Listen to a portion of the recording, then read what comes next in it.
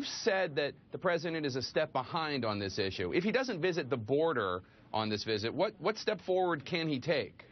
Well, certainly, the reason I said that is because this just didn't happen last month. It happened or started happening since last year and maybe even before that.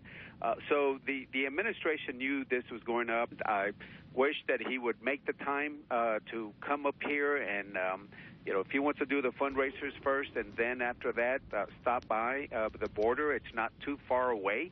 And I think it'll be good for him to put a face to it. But, again, it looks like he's dug in, not wanting to come and not going by what the critics are saying. But, again, that's up to the president. But, again, I would encourage him to come down to the border. Do you think the president's policies in any way have contributed to this crisis? Well, I know what my Republican friends have been saying. DACA and talking about immigration reform, and I support immigration reform.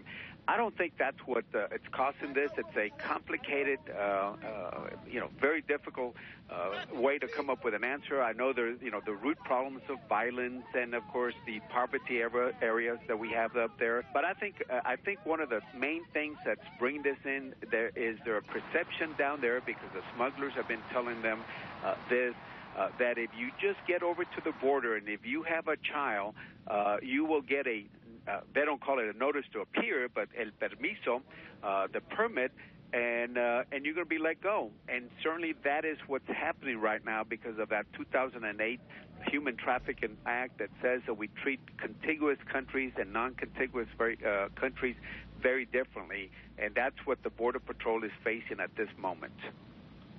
And tell us about the humanitarian crisis that this has created. You've been speaking about the sex abuse and the rape of the young girls that have been trafficked across the border. Well, first of all, I wish they wouldn't make this trip because it is a very dangerous trip.